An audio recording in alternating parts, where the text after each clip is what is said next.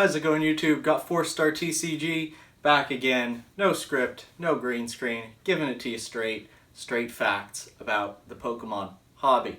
So today we're getting into probably the most hyped Pokemon set ever. I really don't think that there's been a level of hype around a to-be-released Pokemon set like this. We saw some of it with Hidden Fates, but even Hidden Fates wasn't to the level that this is. And it is Champion's Path.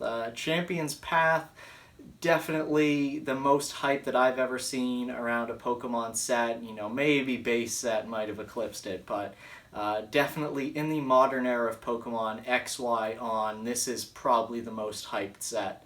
A lot of the hype focusing around one product, the Champion's Path Elite Trainer Box, with the Charizard V promo. Anytime you put Charizard as a promo card that you can just go out and buy a Charizard, that's going to be a pretty successful product. But you know, with this Elite Trainer Box featuring the Gigantamax Charizard, everyone is going crazy thinking that this set will have the Charizard VMAX Hyper Rare from the Japanese Sword and Shield legendary Heartbeat, sort of, I think it's called like a Shield Battle something. I don't know what the actual name in Japan is, but basically in Japan this is a trophy card. You actually have to win this card, and I think there's only about 1,200 copies which are being distributed of this Charizard VMAX Hyper Rare. So in Japan, very scarce, selling for about $6,000 right now, that card. And that's if you can get your hands on one. But yeah, you know, everyone's going crazy thinking we're going to get that VMAX Hyper Rare in English. And that, you know, being on the Elite Trainer Box, that's driven so much ETB sales. People are pre-ordering these ETBs at above retail price. They're pre-ordering them above the $50 suggested retail price. And again, that just like, before we go into any of the sort of is that a good idea, I just want to talk about how crazy that is that people are paying above retail price for a Pokemon product that isn't released yet. They're paying above retail for an allocation of this product. Really interesting, something that we just haven't seen in Pokemon before. You know, recent Pokemon releases selling above retail is just something that doesn't happen. So seeing this, it's really interesting. So today I wanted to get into the depths of Champion's Path, Winner's Driveway, Stonker's Paradise, all the names for this interesting set, and just sort of do a little discussion about what we know, what we don't know, and what the future for this set might hold, which I think is really interesting just because it's something that is completely unprecedented. So what do we know about this set? Well, not really. We don't know a lot. Right now, we know that it's probably going to have some, we know it's going to have some cards from the S3, I think, or maybe S2. It's going to have the Dreadnought VMAX. It's going to have the Gardevoir V. And I think, yeah, Gardevoir VMAX as well, the Alcremie V and VMAX. So it's sort of like a smorgasbord of some of the recently released Japanese sets. Stuff that didn't make it into our Darkness Ablaze set is going to be put into, or the Vivid Voltage set, that's going to be placed into this Champion's Path set. So we know some of it. We know that, of course, the ETB is going to have that awesome Charizard V promo, which again, this promo, along with the Charizard VMAX, is basically a trophy card in Japan. I think it's 2,400 copies for the Charizard V.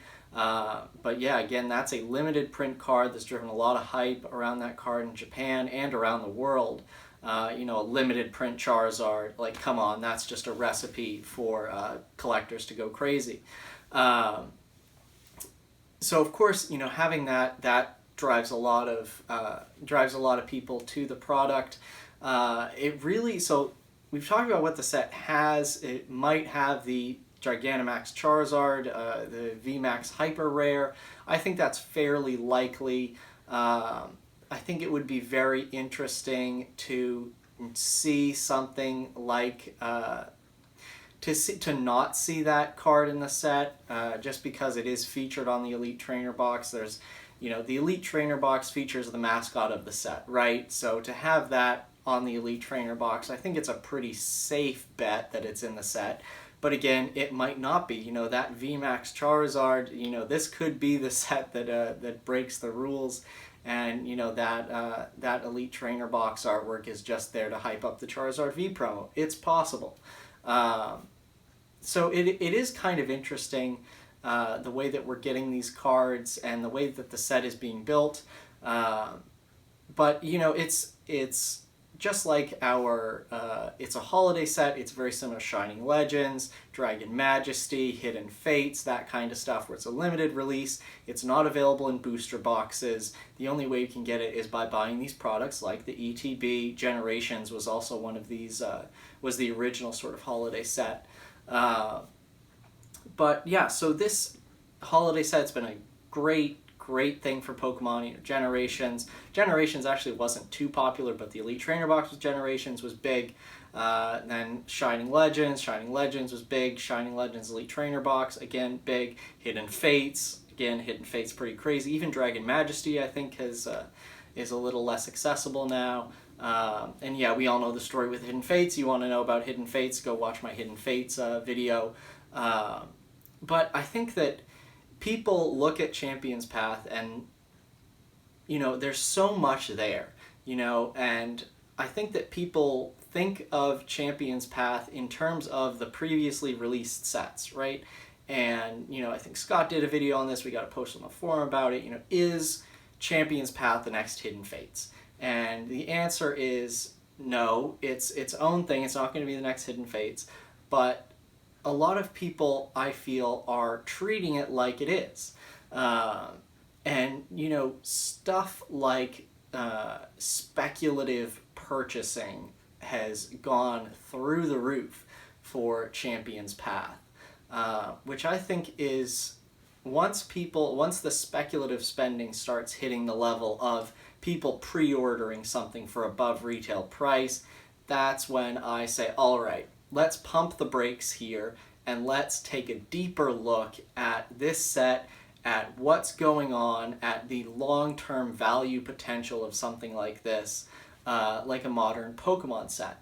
Now this kind of gets us into a thorny area, because in order to describe sort of what's happening with Champion's Path and the long-term value potential, we have to talk about modern Pokemon. Now, modern Pokemon has changed.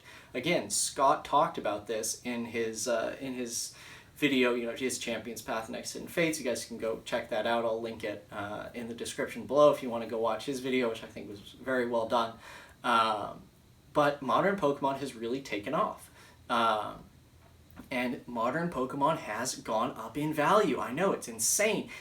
People like me who've been here since like 2014, seeing modern Pokemon go up in value, that just doesn't compute for people like us, because we sort of have watched modern Pokemon for the years be stagnant. Maybe if you're lucky, your Flashfire booster box hits, $300 a couple of years after release or something crazy like that. That's what we were working with, where like it really wasn't that crazy. But over the past year or so, modern Pokemon's really gone up. That Flashfire booster box, 2,000. You want Team Up, 250 plus for a Team Up booster box. It was just released like, goodness, 2 years ago, right? Like something crazy like that. Or even less than 2 years ago, because I think they revealed Tag Team in Worlds in Nashville 2018. So, it's crazy, and, the changes for modern Pokemon are its own video in and of itself. But to summarize it, the landscape for modern Pokemon has changed, and you have to, the people who talk about, even people like me, we have to reevaluate our assumptions about investing, so to speak, in these modern products, because the proof is in the pudding. The value has gone up. But I think that people are they're going all in too quickly. And what I want to highlight is that there's never been this level of speculative demand for a Pokemon card product. You know, people buying Hidden Fates, for the most part, were buying it to open because it was a fantastic set and they really wanted that like chase card, that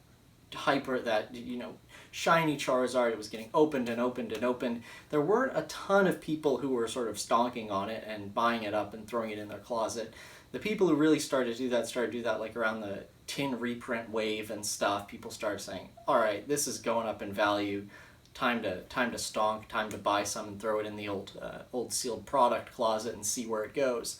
But, you know, in general, we're not seeing that with Champion's Path. And with Champion's Path, I think the presence of that sort of hyper rare Charizard, the G-Max Charizard, might be very interesting in terms of the dynamic of product getting opened in order to get that card versus the sort of stonk potential of keeping it all sealed.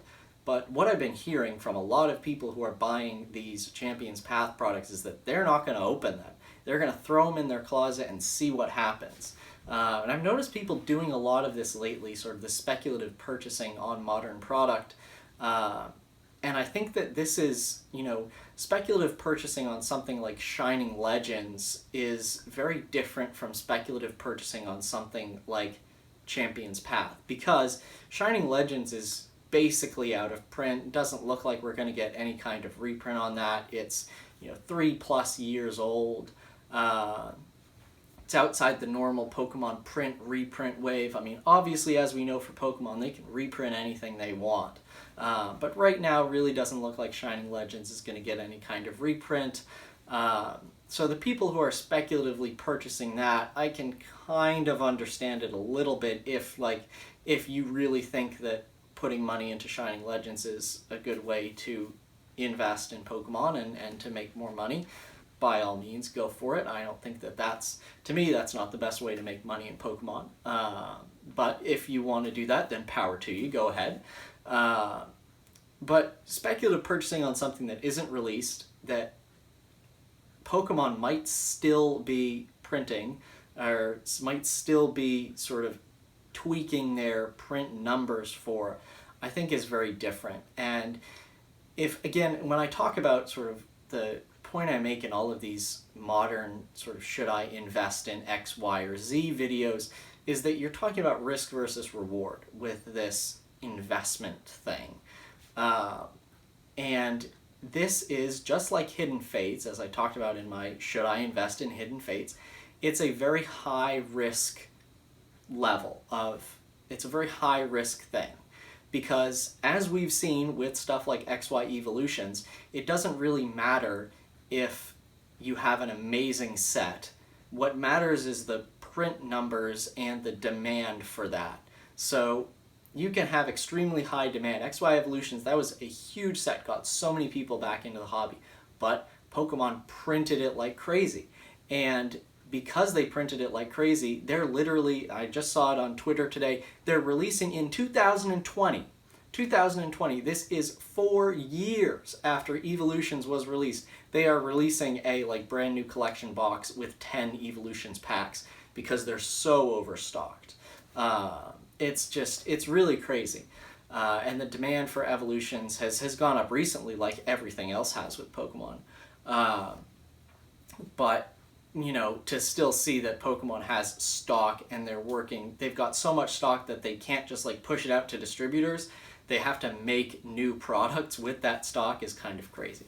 So again, I always have XY Evolutions in my head as a cautionary tale, as sort of the worst case scenario, whereas your best case scenario may be something like Hidden Fates, where we don't know if we're going to get more reprints of that. We might. It's certainly possible. I think it's actually fairly likely, given the prices right now and the way that Pokemon has acted in the past.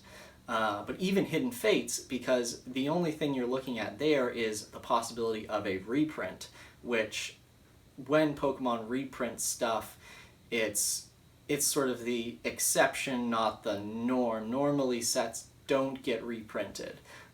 So you're kind of, even though you're making it with Hidden Fates, and I talked about this again in that video, you're making a judgment call on Pokemon not reprinting.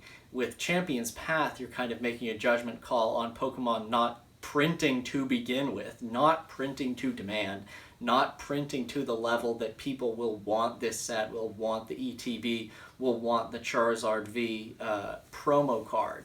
So I think that this is something that people need to be careful about, because when you talk about investing, when you talk about these long-term value potentials, it is risk versus reward. So in 5 years, let's say you spend $5,000 on, let's say you grab 100 Champion's Path Elite Trainer boxes, and you buy them all at retail. You buy them at the $50. You spend $5,000 on Champion's Path. That's all right. We're getting into the investment range there, and you buy 100 of these Elite Trainer boxes.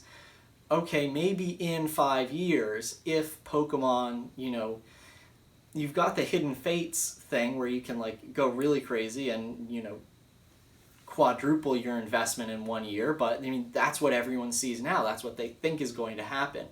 I don't think it's going to get to that level, but is it going to be like the other sort of main set Elite Trainer boxes where some of them you can buy years after release for retail or even a little over? It's kind of iffy. You don't know where it's going to lie, so you're putting a big risk into something like that. And you can get rewarded. You can get a Hidden Fates, or you can get something totally dud. You can get what's a Fates Collide ETB right now, $30. You can get something like that. Now, obviously, like I said, Fates Collide is not directly comparable to something like Champion's Path, but it's a risk versus reward. And this is sort of the refrain that I have quite a lot when I get these questions about investing in Pokemon and investing in modern product, is that unless you are able to buy modern product at very high levels and margins, it's not really the best way to make your money. If you are a collector who's doing Pokemon as a side project with your disposable income, and you just want to maybe have some things that go up in value down the line, I don't know if buying brand new Pokemon products that we don't even know the print run or the set contents yet is a good buy. I'm not going to tell you everything that I do in order to make money off Pokemon, but I raise the value of my collection a lot more by not doing this kind of stuff, by doing other things, searching out ungraded cards, finding good deals, buying from here, buying from there. It's, and that's sort of that's what comes from me being in the hobby for so long. So again, it's a risk versus reward proposition for Champion's Path, and people really need to sort of realize this. My style is I don't like that risk. I don't like that possibility that I could put a ton of money into something, and while I might get an okay ROI, I might get a good return on investment in a couple years or so, I don't think it would be the best ROE, return on equity, putting my money somewhere else that, like I said, that $5,000 that you could spend on 100 Champion's Path ETBs, what else could you spend that $5,000 on? And are you picking the best investment? So again, all of this stuff it's very fluid. They could come out tomorrow and say that they're putting shiny G-Max Charizard in Champion's Path and everyone would just go insane. And everything I said in this video could be thrown out. But that's what I mean, risk versus reward. So hope you guys enjoyed. This was a little bit of a longer discussion video. But yeah, Champion's Path, a very interesting set. I'm really looking forward to seeing what it does and when it comes out, and sort of talking with people about this idea of sort of the speculative spending and speculative demand, which I think is fairly new in modern Pokemon. So thank you guys very much for watching. Be sure to like and subscribe, and stick around for more videos.